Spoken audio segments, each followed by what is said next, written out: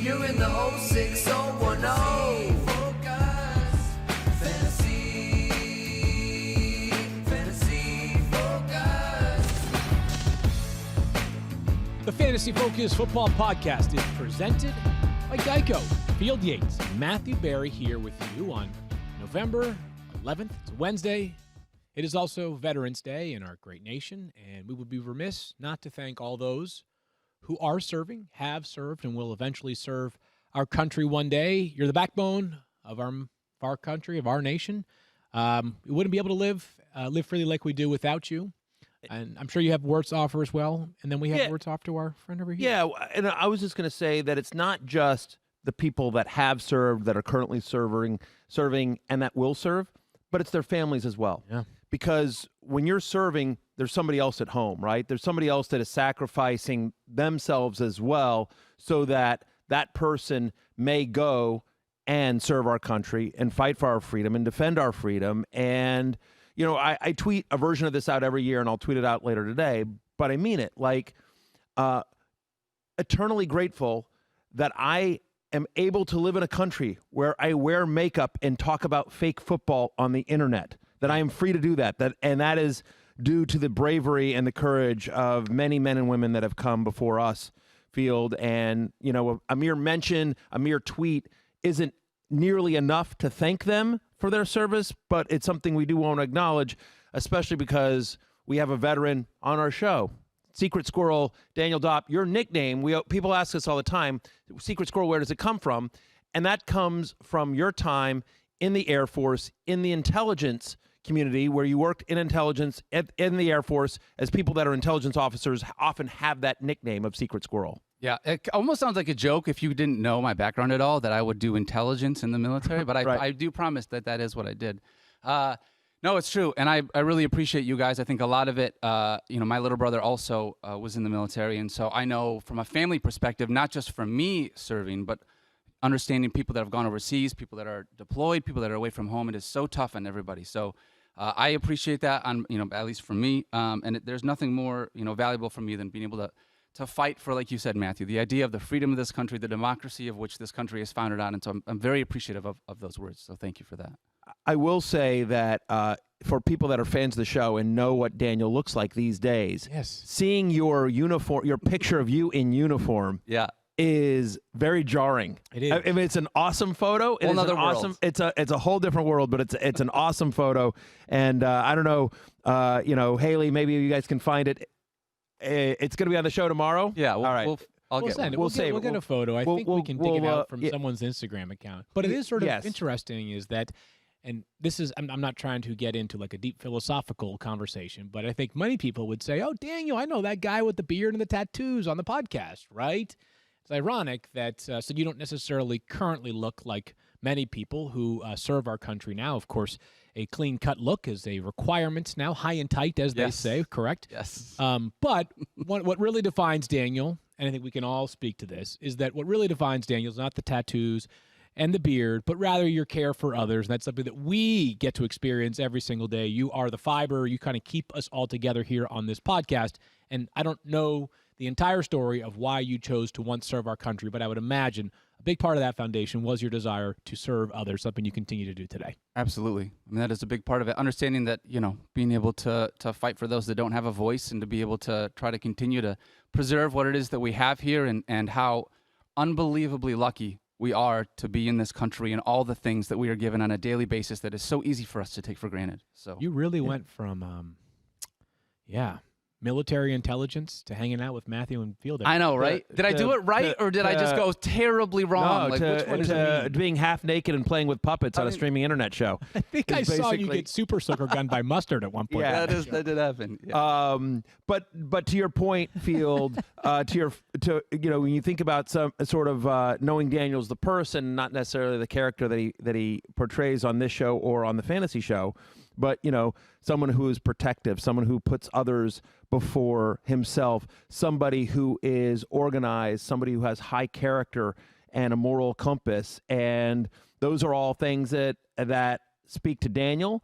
And when I think of Daniel, that's what I think of, and I would think those are among the best qualities of our military here in the United States. Well said. And Daniel, amongst many ESPN family members, including Chris Mortensen and Sal Paolantonio, who served our country. We're thinking about, again, not just them today, but those that are currently serving, and as Matthew said, the families as well, who are a huge part of supporting those men and women who are overseas and domestic as well. A couple of years ago, I actually wrote a story about Daniel for Love Hate for great. Veterans Day, and so if anyone missed that story, I'll try to tweet out a link for it today as well. But I think if you just Google Matthew Berry, Daniel Dopp, Love Hate, it should be one of the first links that come up. And right. So it was from a few years ago. But November 7th, 2019. There you go. Thank you, Thirsty Kyle. November 7th, 2019. So if you just do Love Hate, November 7th, 2019.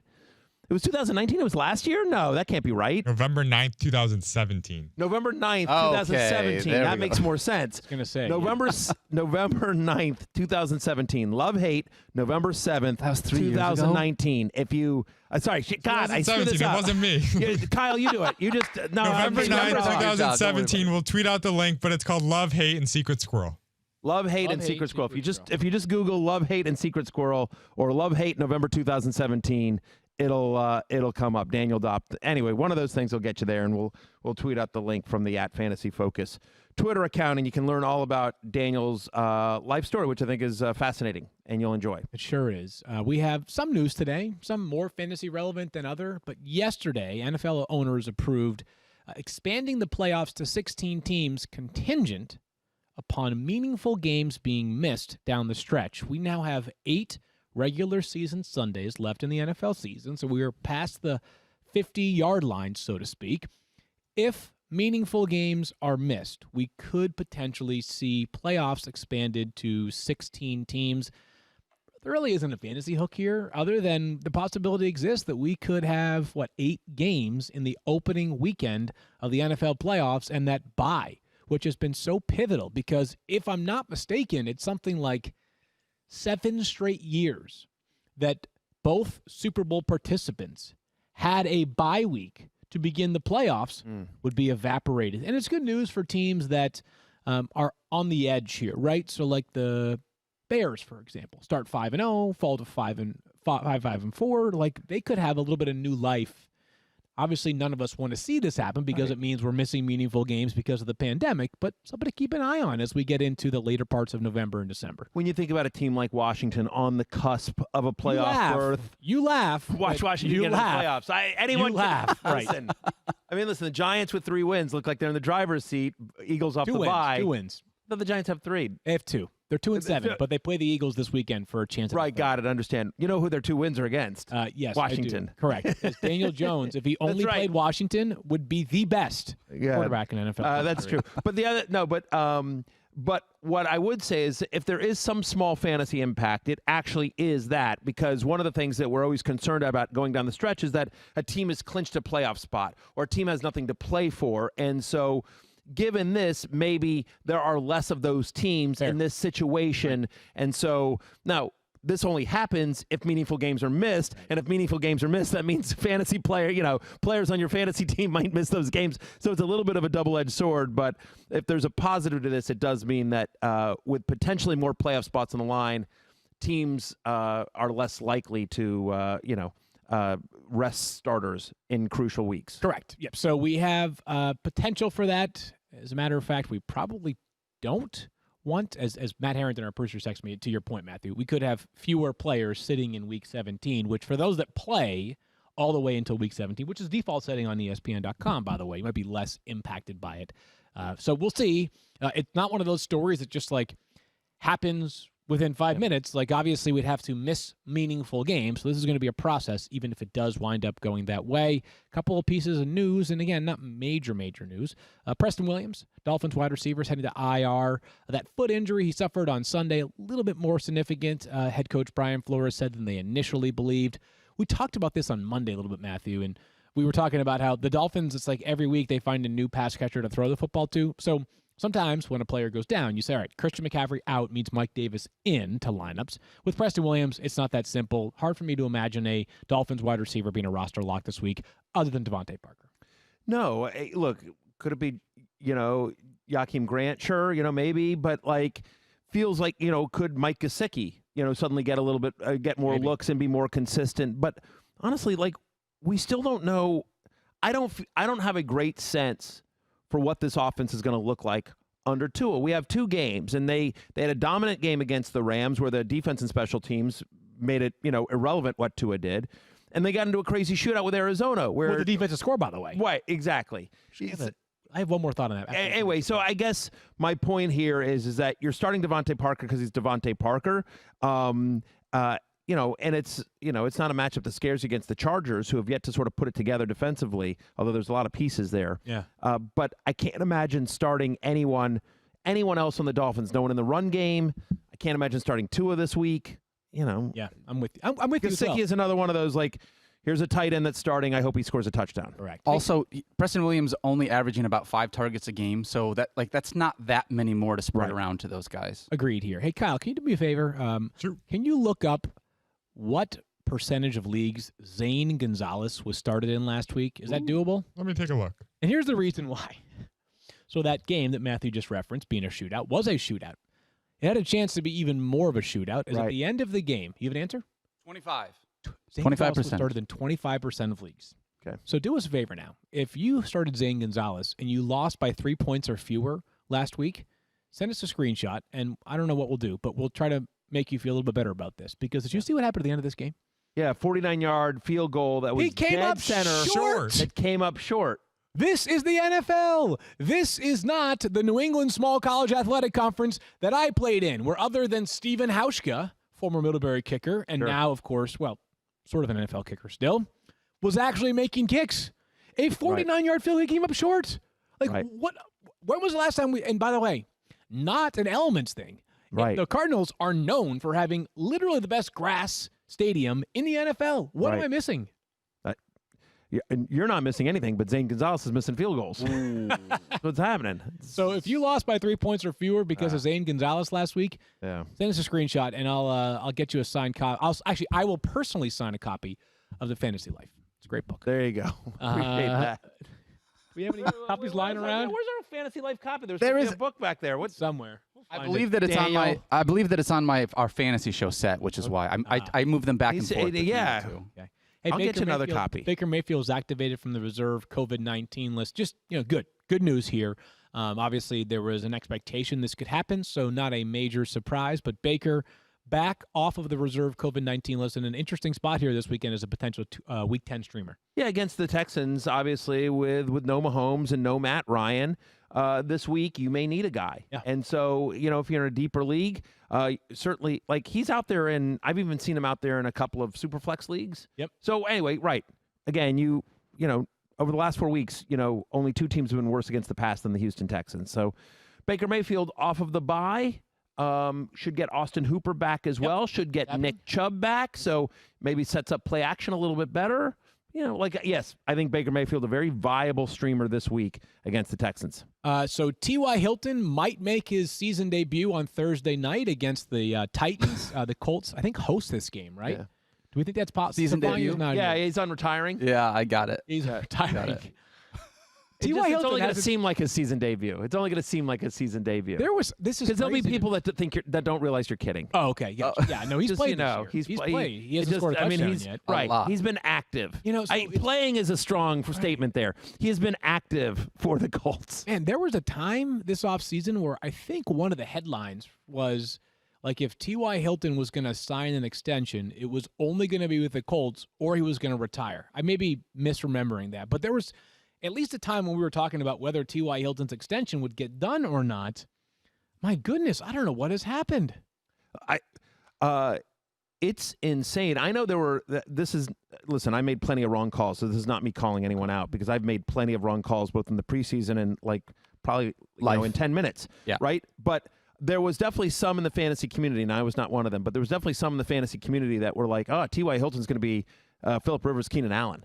He's going to be the the main guy. Like T.Y. Hilton is underrated. He's a value. He's a sleeper. Like he's going to get massive target share, and he's been." Brutal. Under 30 yards in 4 of the 7 games so far this year. He has 0 games this year with more than 70 yards. Matthew Berry. 0. Brutal. I've said this before. The TY stands for thank you. Thank you for your, thank you for your contributions to the fantasy game. We did not put his wide receiver rank here on for a reason. I want to Okay. know, what do you think that he is on this season?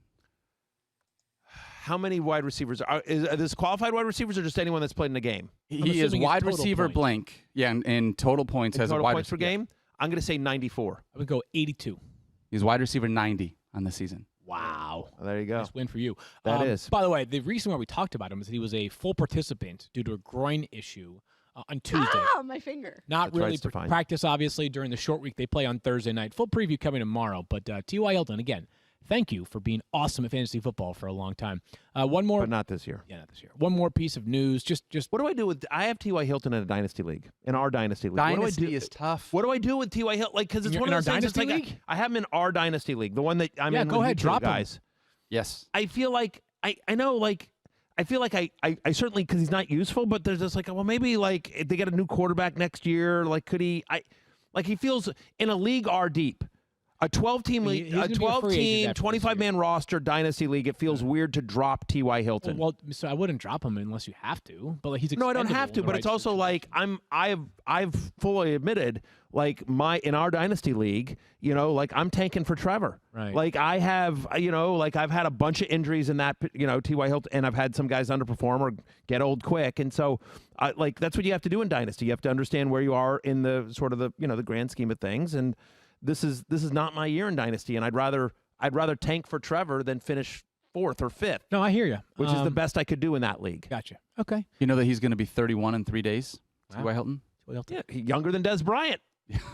Younger than Antonio Brown. It's true. I mean, right? I mean, in you're all right, you're seriousness, right? I mean, But like, he has also addressed the possibility of retiring already. Yeah. So, like it may not be that he has 7-8 more years left in him. It might be that he has 1 or 2. We'll see. sure, really but like, but my point is, I don't know what to do with him because I'm playing for next year. No one will trade for him, rightfully so. No one that's a contender this year is going to trade for him because he's been brutal. But I can't just drop him because he does have in a league in which anyone that has a pulse is rostered. Mm-hmm. You know what I mean? He's still a starting wide receiver who has, prior to this year, been incredibly productive. So it's just, I'm hamstrung because it's like it's taking up a roster space that I could use on like some sort of like, late flyer. Yep. Anyway, it's just very frustrating. Rostering T.Y. Hilton this year has been incredibly frustrating. It sure has. Hey, Melvin Gordon, you guys may remember that at one point earlier this season was arrested and charged on DUI and speeding charges. His court date's been pushed back to December 14th. Not legal experts here or anything. Just wanted to make this note. Some have asked whether he might face a suspension at some point from the NFL for his actions. It's still possible. My sense right now is that if anything happens specific to 2020, it would be very late in the season. We'll monitor with any updates that we have. And obviously on the field, Melvin Gordon has not been particularly useful recently. It feels like it's becoming more and more of a committee with Philip Lindsay, who just keeps producing. Yeah, it's been weird. I don't know if you saw, but the district attorney in that case said that, the punishment he's pushing for is that Melvin just has to start himself on his own fantasy team. Wow. And that's just like, I he feels wondered like where that this was would going. be, Wow. that would be, punishment enough Sure. for his crime. gonna leave that Again, one he hasn't alone. been convicted. We should be clear on that. Everyone's innocent until proven guilty. He's been bad. I mean, it is. Do you think it is the off-season free agent signing, the most regrettable off-season signing by an NFL team in terms of what they paid Melvin Gordon, in terms of the production they've gotten out of him and the way the season has gone for Denver? Okay, so it's definitely up there. Offhand, it's definitely up there. I need to think a little bit longer in case there's something that we're both missing that makes no sense. But it's definitely up there for least valuable, fairly high-priced acquisition of the offseason. There's got to be something that we're missing, though. Man. Yeah. There probably is. Thirsty Kyle, check the. Trying to find it. Just say people tweet us or anything like that. You know, if there's one we're forgetting about. Yeah, we can vet that one out a little bit further as we think through the rest of the podcast. Let's do some rankings talk. But anyway, Melvin Gordon comes in as a flex play for both of us this week, and it's merely because there's I mean, like when I was doing my rankings, you're just like, I guess, you know what I mean? Like you get to a point to, all right, well, this guy's going to touch the ball double-digit times in a matchup that doesn't scare you. But, I mean, you know, you'd be more excited in general, right? I mean, like the Raiders allow the fourth most fantasy points to opposing running backs. In theory, this should be a great matchup for Melvin Gordon, but he has just been so brutal. He scored once in the last 3 weeks. He's got under 27 fantasy points over the last 3 weeks combined. Like, he's averaging 3.6 yards per carry, and it doesn't even seem like that much. Like, the burst isn't there. They're not using him in the passing game. Yeah.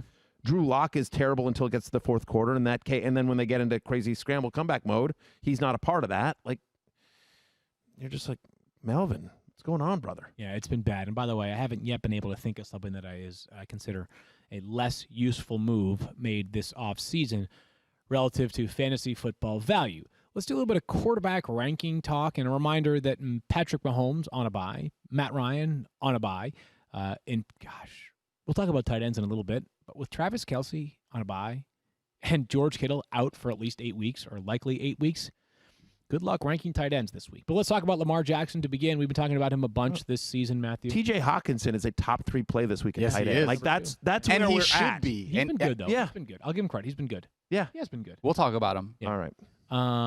By the way, let's keep things moving Okay, here. what do we got? In terms of Lamar Jackson. Yes, sir. So top 10 play this week by all of our rankings. But is it a conversation? Because remember last week it was a conversation for us, right? And we've talked about this, how, is there, like last week the name we brought up was Justin Herbert, right?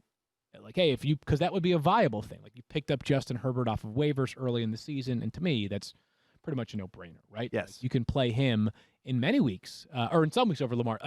When I say no-brainer, what I mean is it's a no-brainer to be a conversation. I don't want to dismiss Lamar entirely. I'm not saying that it's a no-brainer you have to start Justin Herbert over Lamar Jackson, because Lamar is still an outstanding runner, but as a thrower, it's been so not useful. We have the matchup this weekend of two quarterbacks who as throwers this year have underwhelmed, but as runners have been so darn good that they still sort of hang around. Lamar hangs around at a higher tier than Cam, but Cam hangs around. Yeah, and by the way, I think you can be dismissive. Like, think about this. If forget the names for a second. Okay. If I just said to you, Field, hey, I got a quarterback. Are you interested in this quarterback? He's been QB 18 or worse in 3 of the last 4 games and 5 different times this season. He has yet to complete more than 20 passes in a game. Okay? And last week he was brutal as well. There's not one pass catcher of his that you feel comfortable starting this week. Are you, given how deep quarterback is this week, are you interested in starting this guy that's been 18 or worse 3 of the last 4 weeks? And the answer would be like, not really.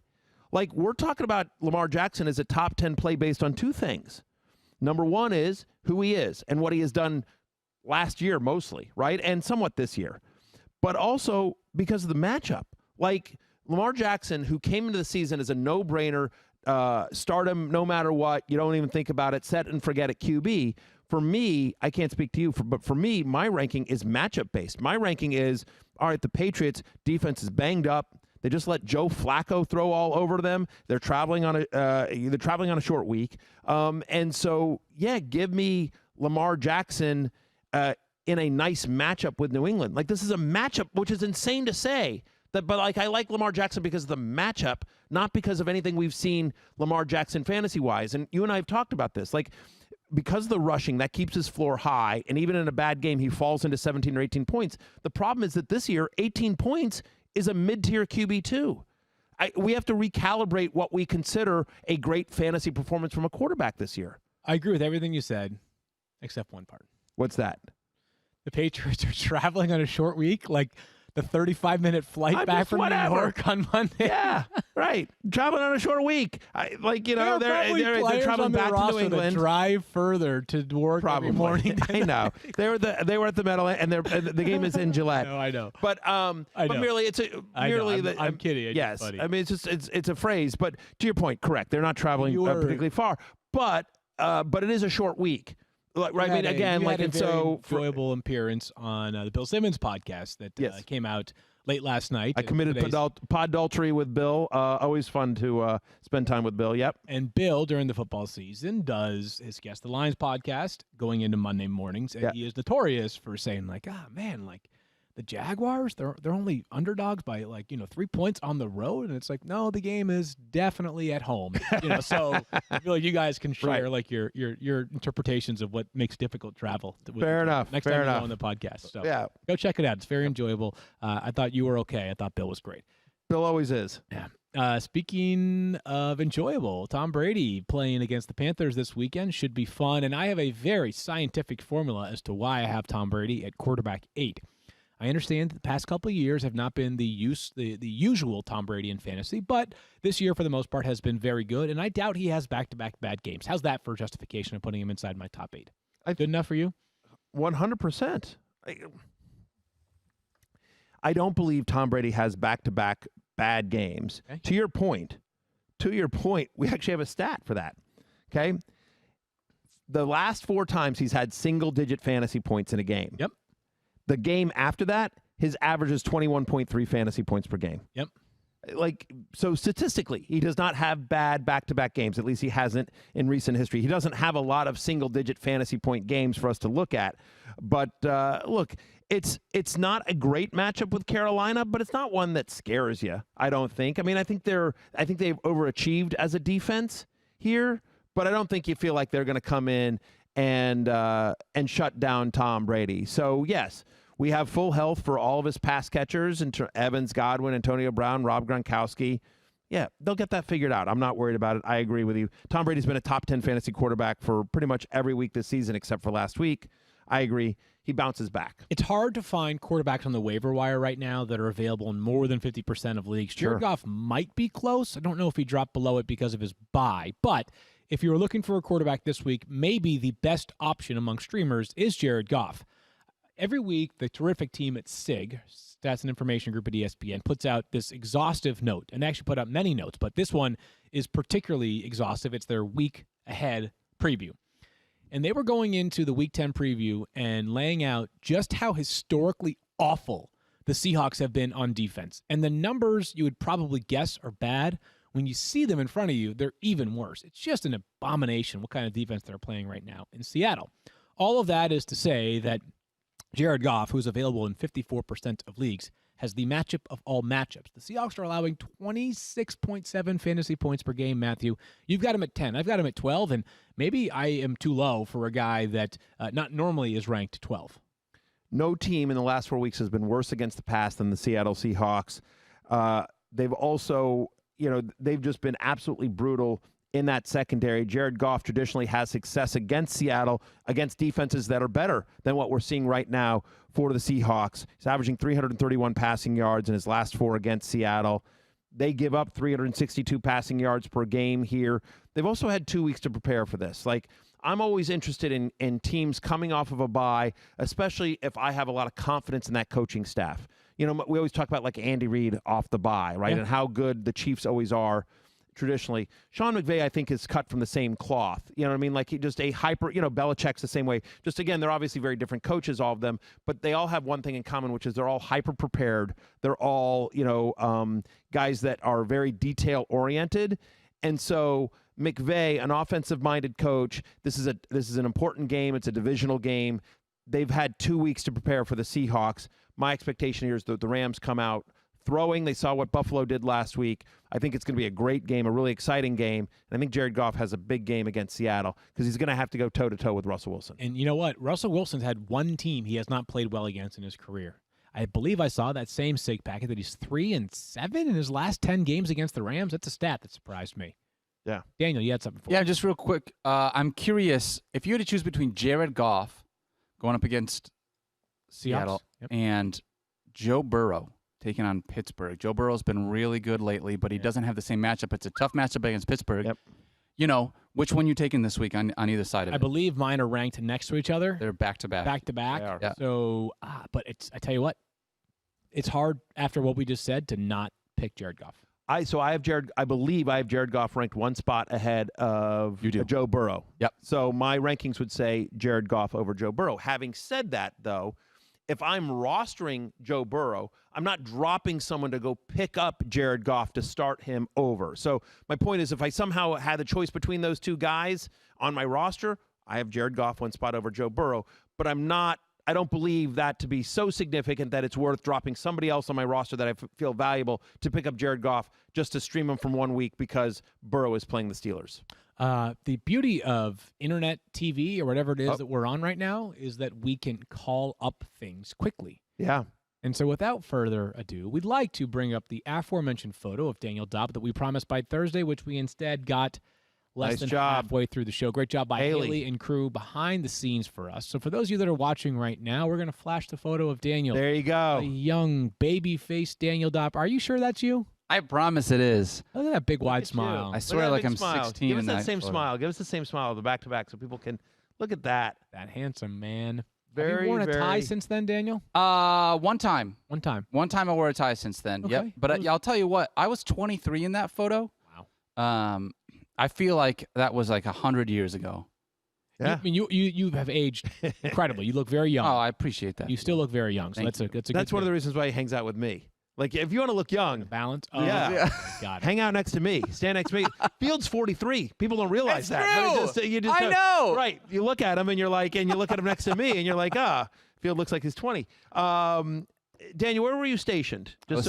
I was stationed. I did basic training in Texas. I did my all of my regular training at Goodfellow Air Force Base in San Angelo, Texas. I was then in Hickam Air Force Base in Hawaii, which is a station next to Pearl Harbor.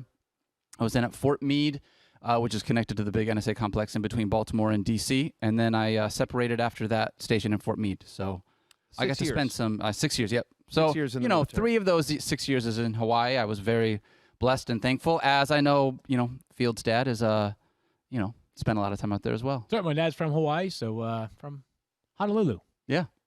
Was in the Marines as well. So we've got Love a lot of people Hawaii. to celebrate today. Yes. we do. Well, mahalo for your service. Oh, wow.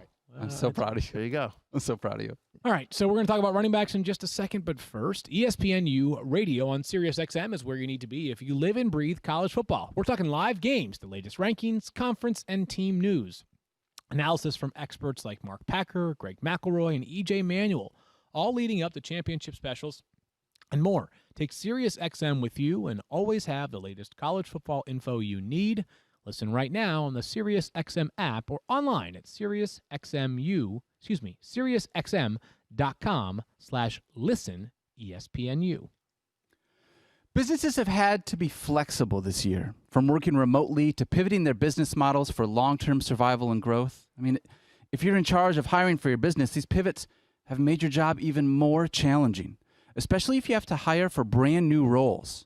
But thankfully, there's one place you can always count on to make hiring faster and easier.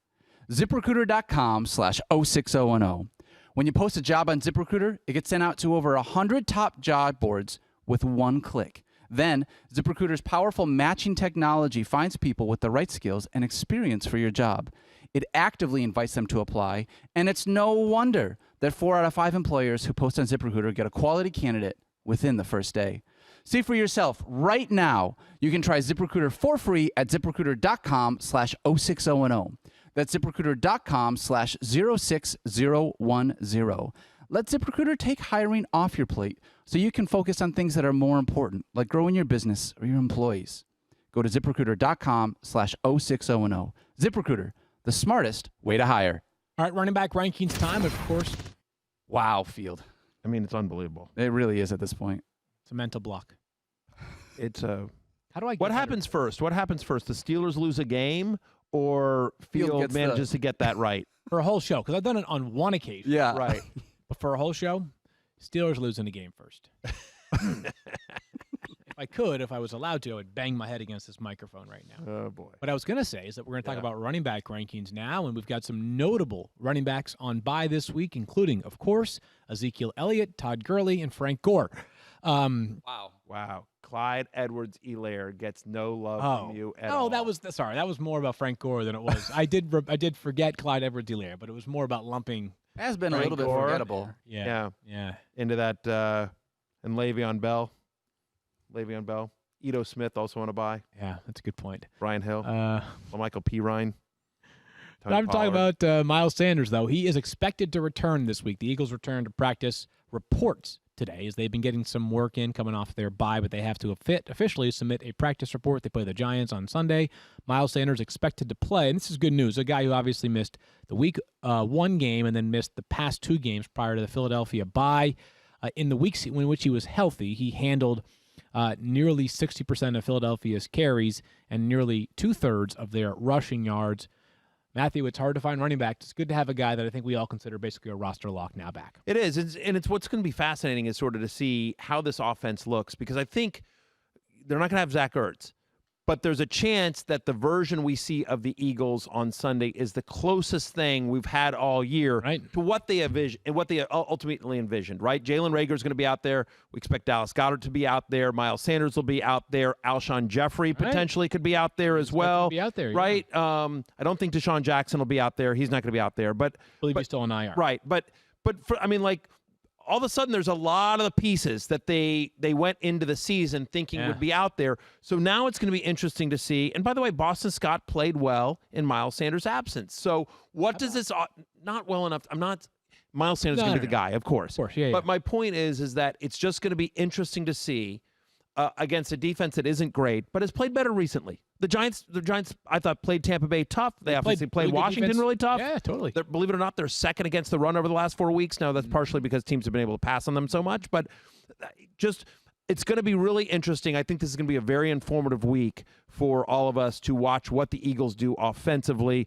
But yes, all of us have Miles Sanders as a top 10 play in a game in which we expect the Eagles to, if not win, certainly be competitive with. And, last time we saw Sanders, he was getting a majority of the work. The Giants now don't remind me of the Dolphins a year ago in the sense that, just because, Bill Belichick's tree includes both Joe Judge and Brian Flores, but they're a team that I think is playing sort of above their power, right? They're playing more competitively than you would think based off of their roster. Now, the difference, obviously, is that Miami basically sold away all of its parts and acquired draft capital. The Giants have been reluctant to do that, but they're playing very tough and competitive. And to your point, this defense is getting better.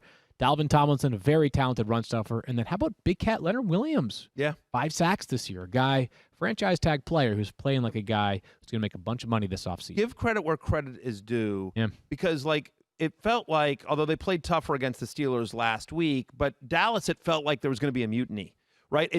You were hearing quotes from players leak out into the press, and it didn't feel like there was, give Joe Judge credit that while things have not gone the way the Giants want to this season, they're still playing hard for him. Yeah. It feels like, from the outside, it feels like he still has that team. He still has that locker room. So credit to Joe Judge for keeping them together and keeping them, playing tough, given what they're dealing with. Nick Chubb is expected back this week for the Browns, and again, that favorable matchup against the Texans.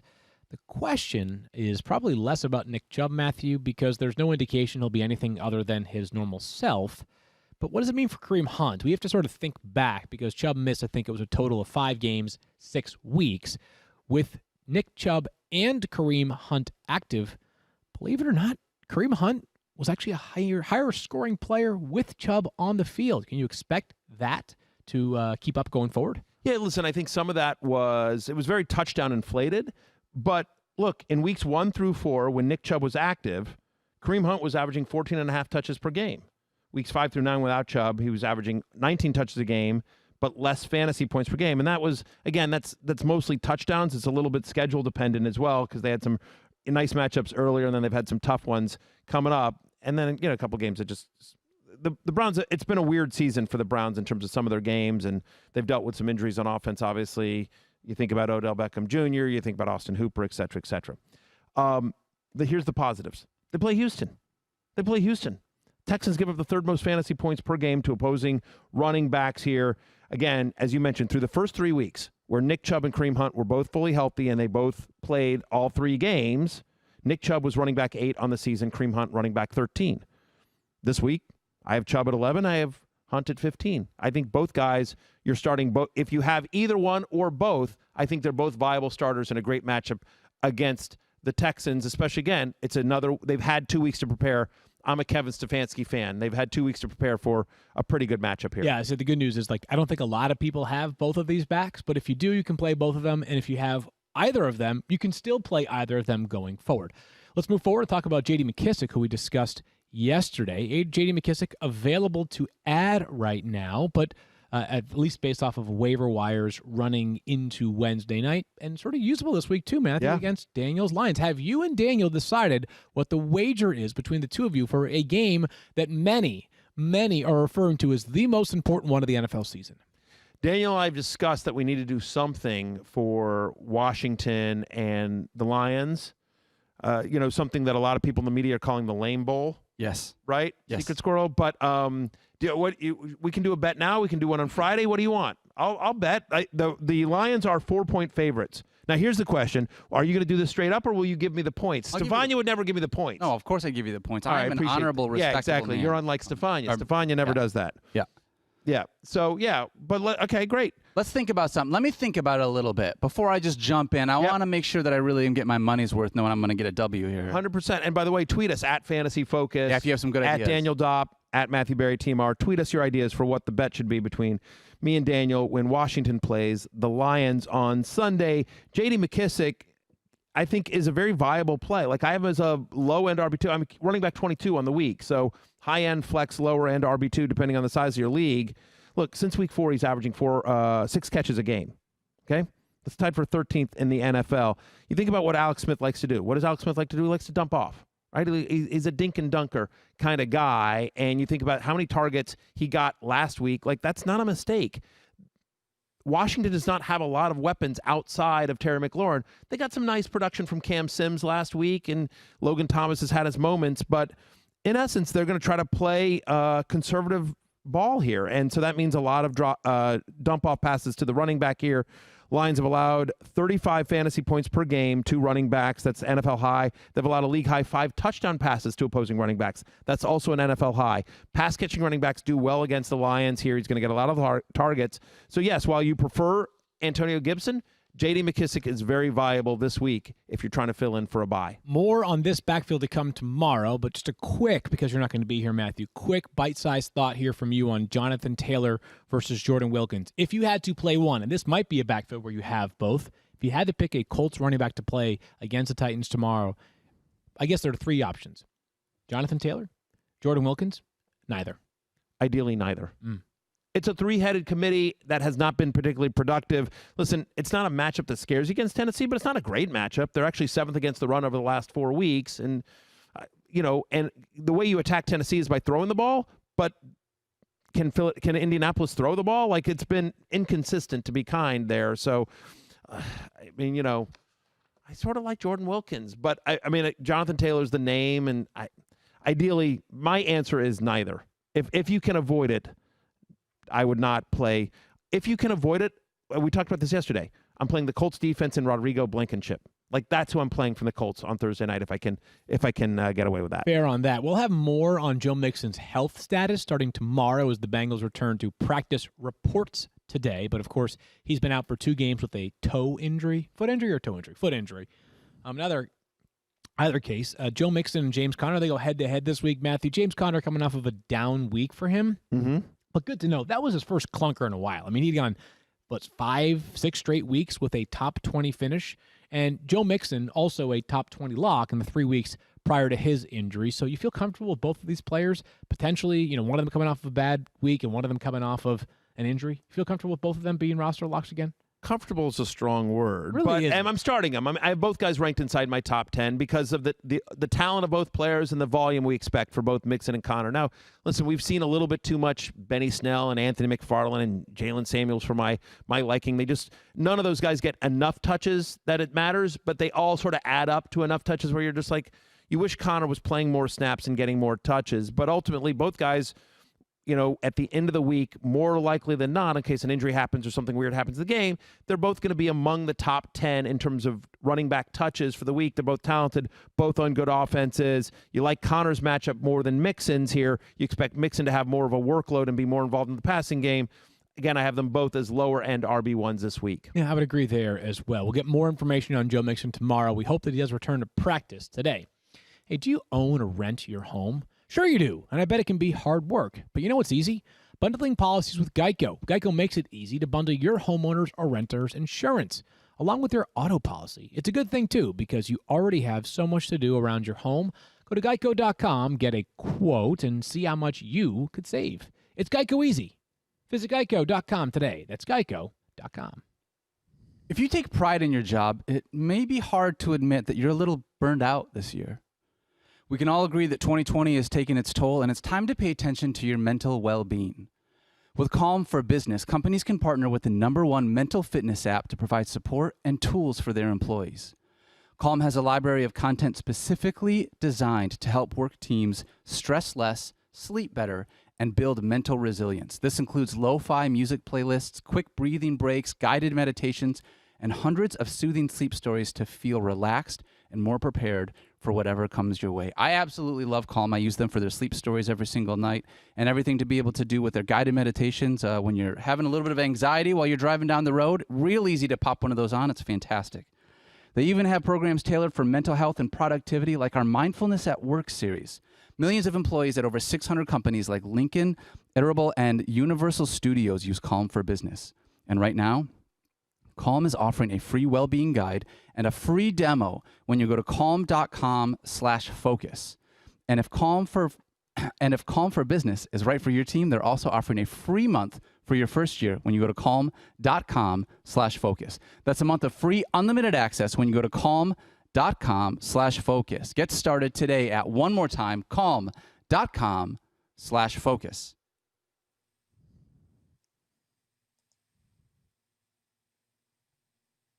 Go for it, Field. Just jump in. Just jump in. You got it. Oh, okay. See, good for you. Guys, now you guys are trying to goad me into doing something wrong. I see. I thought you were doing something like you were trying to do like a whole calm thing. Like there was trying to, like I thought you were doing like some sort of like, hey, let's have a moment of Zen, kind of peaceful. Yeah, no, that's totally what I was calm doing. Yeah, you called it. Yeah, definitely. Interesting. That was Time for some pass catcher ranks and players on bye this week. There are many of them. Oh, my Tight ends and wide receivers, of course. Tyreek Hill, Julio Jones, Calvin Ridley, Jamison Crowder, Amari Cooper. The Cowboys are on a bye. Wow, I forgot. Yeah, about that. Rashad Perryman. Rashad Perriman, yes, of course. Superstar. Travis Monday Night Kelce and Football Hayden superstar. Hurst amongst the more notable tight ends not playing this week as well. So let's talk about some of these pass catchers, and we start with DeAndre Hopkins, who came off a pretty quiet game last week, but I do want to note, for those of you that are disappointed with last week, 6 fantasy points, 3 catches for 30 yards. I don't know if we track this stuff officially, but he drew 4 separate pass interference calls. So let's just say that he catches those 4. You're already up 4 more points. You throw the yardage in there. It's probably more like a 16 to 17 point effort, which you can live with, obviously, right? It's DeAndre Hopkins. Yeah, no, look, Miami played him tough, and They beat him. Obviously. And I always felt like back in the day, you remember the Legion of Boom days? Yeah. I always felt like the Seahawks. I have no proof of this. But the way they played, they were very, very aggressive in the secondary. The Seahawks were back then, with Richard Sherman and the Legion of Boom and all that. And I felt like they were very chippy. And I always felt like that maybe they'd said to listen, just pass interfere on every play. They're not going to play call on every play. We'll live with some of the penalties, but I don't care. Just literally knock them around. And I felt like that was sort of the attitude with we're not going to let DeAndre Hopkins beat us. Grab him on every single play, and if they call pass interference, we'll live with it, but they're not going to do it on every single play, so just go ahead and do it.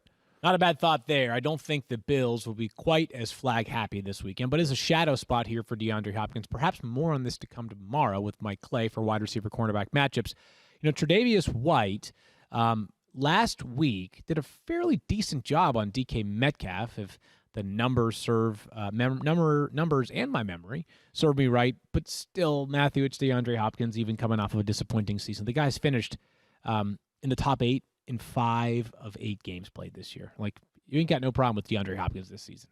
5 different number 1 wide receivers, DK Metcalf, A.J. Brown, Devontae Parker, Cooper Kupp, my little Cooper Kupp, Jameson Crowder, have all scored 16 or more fantasy points against the Bills so far this year. I mean, again, like Tre'Davious White was on DK Metcalf last week for much of the game. You were very happy with what DK Metcalf did last week. Like, again, Tre'Davious White's a really nice player here, but, you know, you're starting DeAndre Hopkins. Don't get cute. Didn't we not have a one DK Metcalf 1 touchdown last week? So did he score 1? Yeah. But it was I think it was non-Tre'Davious White coverage. I think that's correct. Okay. But my point is that you're not going to have had you not a good idea to sit him. Don't. I think actually didn't he score 2? I think actually 1 touchdown, 7 catches, 9 targets, 108 yards. Yeah, there you go. My point is that I think some of that was off of Yes, 100%. Like, they'll move DeAndre Hopkins around. Like, there's not going to be 100% coverage on Tre'Davious White. But my point is, had you approached last week, like, oh boy, Tre'Davious White's going to be on DK Metcalf, better bench DK Metcalf, you would have been very disappointed when you woke up and you saw 7-for-109 and a touchdown, or you watched the game, right? I mean, like, you're starting DeAndre Hopkins. Like, No. Yeah. Don't get cute. Don't get cute. It's time to go all out in Madden NFL 21. Available now. Madden Spotlight this week surrounds T. Higgins, Bengals wide receiver, coming off of a bye, of course, playing against the Steelers on Sunday. Steelers a very good defense, but Matthew, not enough to dissuade us from starting T. Higgins this week. He's 23 on your board, 20 on my board, and 22 on Daniel Dopp's.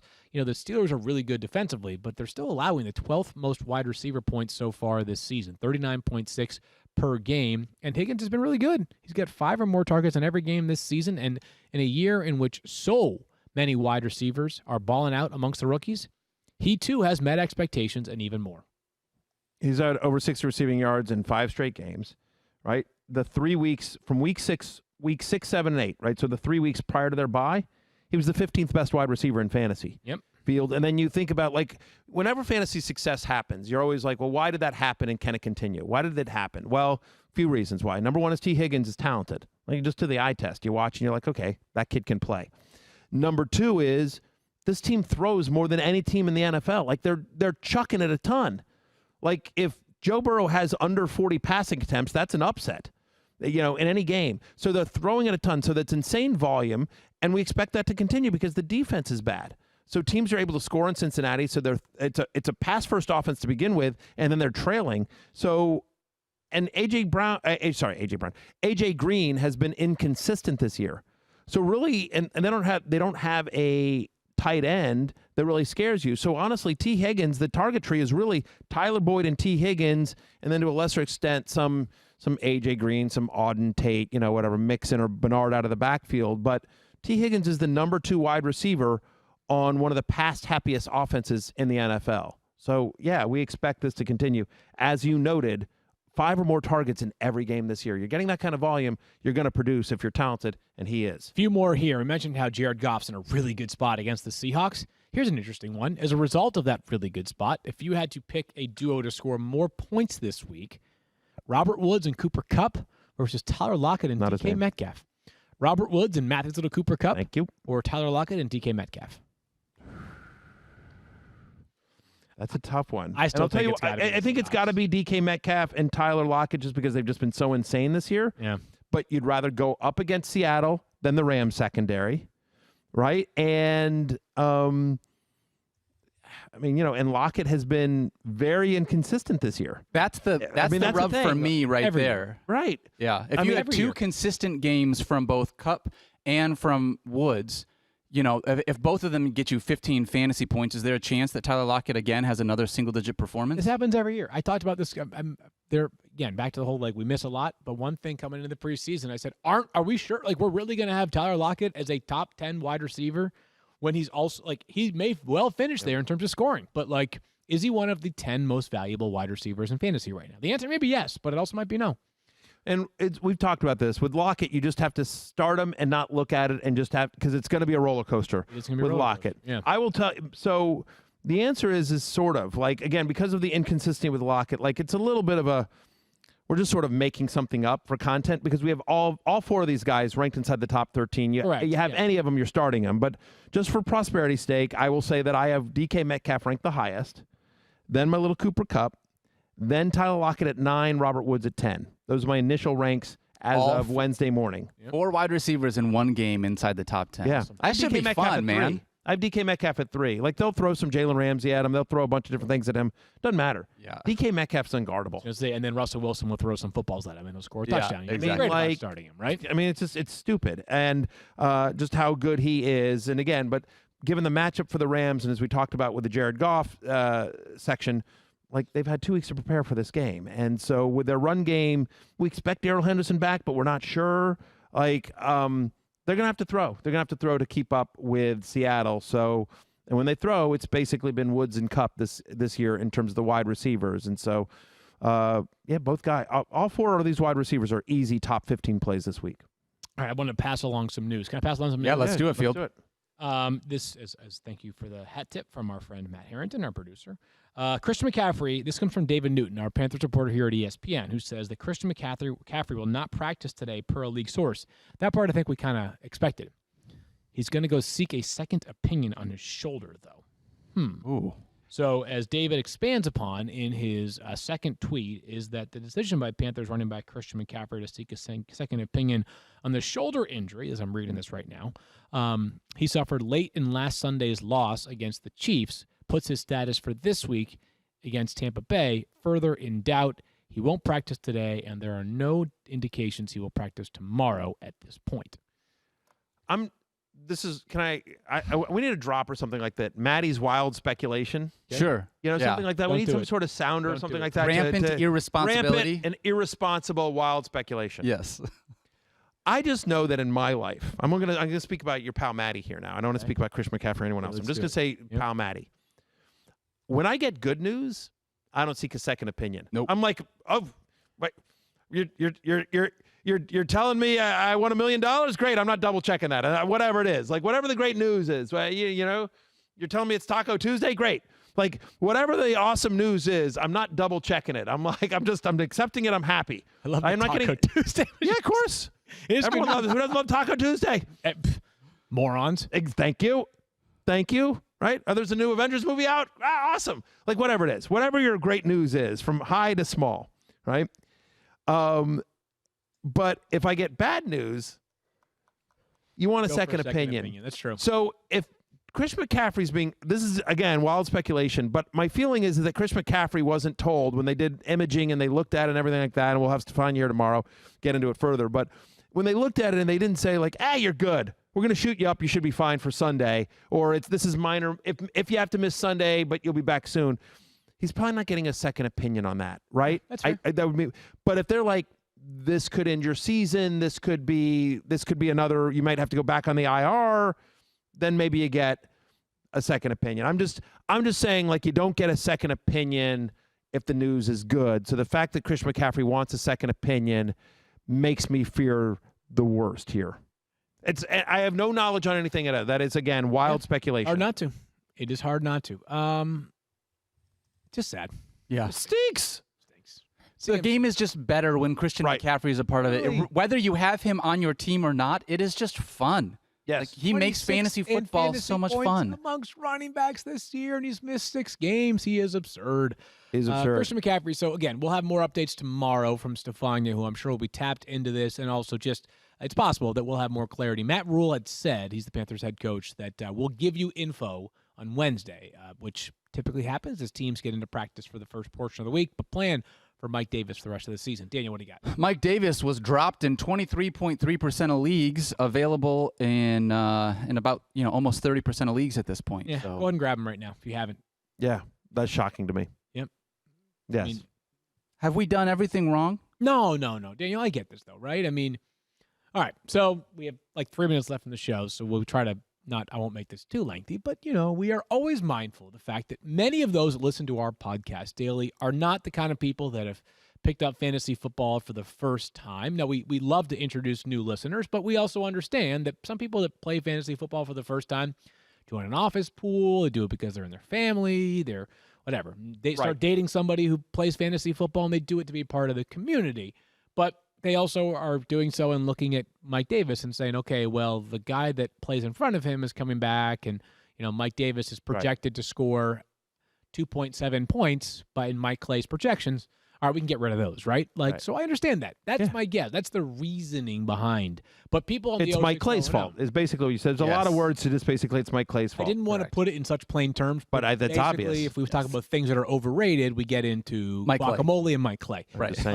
But yes. Wow. Guacamole? I'm so with Field on guacamole. What? Oh, I'm with Field on Mike Clay, but guacamole. I mean, come on now. So overrated. Hey, can we do a poll there? Who's more overrated, Mike Clay or guacamole? What a weird. Good one there. Poor there. Mike Clay. Mike Clay's just sitting at home doing his projections, working on his wide receiver quarterback matchups, just working his tail off like he does every single day. Right. Like, la, la, la. All of a sudden, his Twitter starts blowing up. Oh, they must have talked about me on the show. I wonder what they said. Right. Oh. Wait, by the way, the ironic Guacamole. part is that, the ironic part is that while guacamole is overrated, correct, and I've said this to Mike privately many times, Mike Clay is as good of a fantasy analyst as you'll find in this business. Oh, the guy is 1,000%. absolutely nails. He does an incredible job with all of his projections. He churns out more information and content than most people will be able to do in a long, long time. He does it weekly. So, Mike, we love you. We can't wait to have you on the show tomorrow. But guacamole is still overrated. Could not co-sign on that more. Mike is awesome. Been a big fan of his for a long, long time. Was thrilled when ESPN was finally able to pry him away and get him here. He's been nothing but fantastic and a huge asset to our entire team here. Well said on that. And again, we close the show by expressing our gratitude to Daniel Dopp and all those that have served, are serving, or will one day serve our country. It's a special and their day. families. That's right, and their families. One day can never adequately thank them enough, but we hope that today, for any of you that listen to this podcast that have served our country, you know that we're thinking about you, and we appreciate all that you do. Yeah, that it means a great deal to us, and I know we speak for millions and millions of people when we express that gratitude. So, again, thank you for your service, and happy Veterans Day, and good luck in week number 10. We got football tomorrow night. We're ready. We got football tomorrow night. So I won't be here tomorrow. Mike Clay will be. I'll be back on Friday. I'm going to go right, love, hate. That's what I got going on here. Good luck. Enjoy. Anyway, follow him at Twitter on Field Yates. Follow Secret Squirrel. Follow at Something to Break on Instagram, at Daniel Dopp on Twitter. Thank him for his service. I'm merely at Matthew Berry TMR on all forms of social media except the Fantasy Life app, where I'm at Matthew Berry. For all of us here at the 06010, thank you so much. Peace out. Fantasy, you're in the 06010.